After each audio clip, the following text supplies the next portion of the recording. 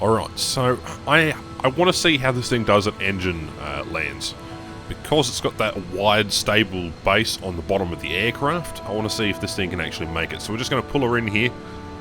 This is sort of going to be a test. I've already got damaged engines and damaged fuel. That wasn't me, that was the Corsair in front of me. And we're just going to lay her in here. And hopefully, let's see how she goes. Alright, come in nice and slowly. And bounce, bounce, bounce. Come on, come on, yep.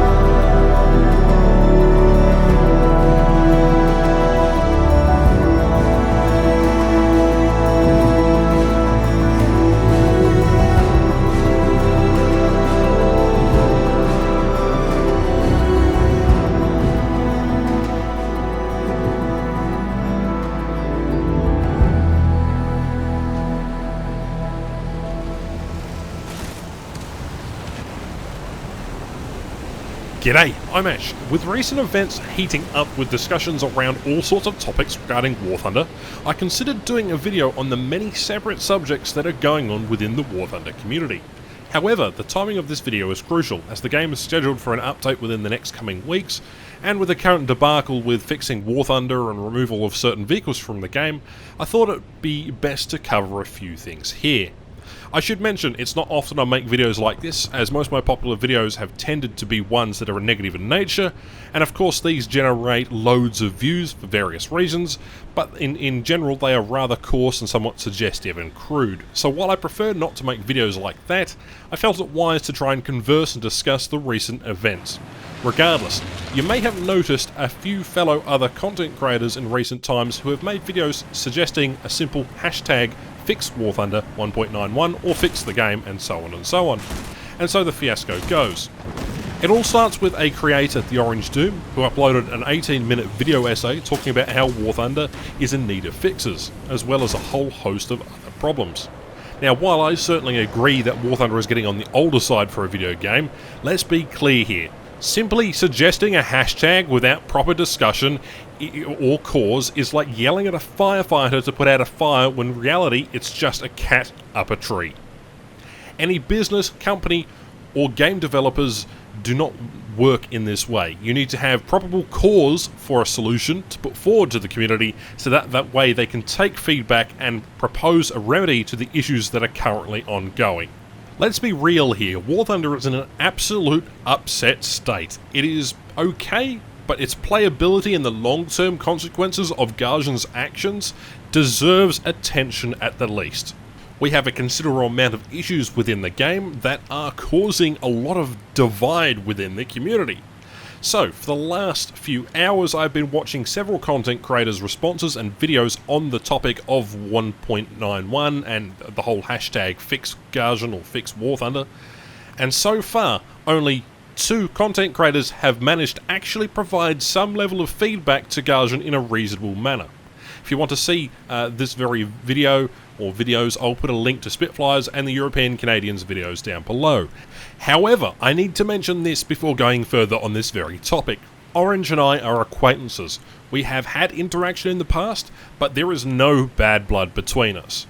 Back on topic. Personally, I find myself not enjoying War Thunder as much. It is a game riddled with many controversial problems, it is causing its own downfall, and as such it is paramount to discuss ongoing problems as they arise and when they arise. I have watched Orange's video and I find it a little confusing, with no real direction. Consequently, the meaning he is trying to give off is somewhat of a misfortune.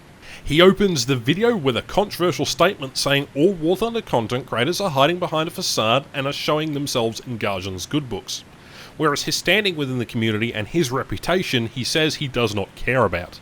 I think that is a crack-up and as much a misrepresentation of the content creators and the many content creators who just focus on providing content for their fans, or providing actual discussion relating to issues that they see are a problem. Personally, I have done many videos critical of Gaijin's work, yet Gaijin has not removed my standing from the content partnership program at all. Despite most of my videos, or most of my popular videos, being rather negative, I have tried recently to have fun with the game instead of focusing on its negatives. Nonetheless, I fail to see how all content creators are hiding behind a facade, because that is just simply not true. There are plenty of content creators who are fighting for what they think needs to be fixed. Moving on, he goes on to talk about the majority of the first 7 minutes on his video about sponsorships and how he's been approached by many assorted and diverse advertisements, trying to sell a diverse line of products. Good for him, but this has no real direct or implicit relation with your video title or actual discussion around fixing War Thunder's core issues. That being the game itself. What has a marketing department who reaches out to creators on YouTube who don't play War Thunder got to do with fixing a bloody video game? Nothing. It is pointless talking about such when they are there, or all they are there to do is promote Gaijin's game, to hopefully bring in more War Thunder players and users. On the other hand, it is Gaijin's responsibility to fix, maintain and provide content for the various games they own. This should be the focus of the conversation, directly on Gaijin themselves. There are two levels of content creators. You have regular War Thunder creators and streamers, and you have content creators who do not play War Thunder and focus on other areas like history, other games, computers, and a whole host of other categories. Anyhow, because we are core content creators providing regular content, we do not get the offers that those content creators do. This is a marketing choice. This is why the partnership program exists, as an incentive for creators who exist and provide regular content to receive a little reward for the input and time that they put in. I personally do not request much from Gaijin, as I find that really pointless when I'm trying to branch out and put in some variety in other games on my channel. But summing up the rest of Orange's video, he talks about a singular overpowered vehicle. He does not deviate much beyond that, does not talk about the other critical issues such as BR compression, matchmaking, map design, RP gain and rewards for trophies in game, or even the game modes or events. Instead, he talks about his nostalgia and the good old times. Not really that current with the issues prevalent in the game currently. I feel that his video could have been structured in a way that if it actually addressed some of the issues, it might have been a little more well received.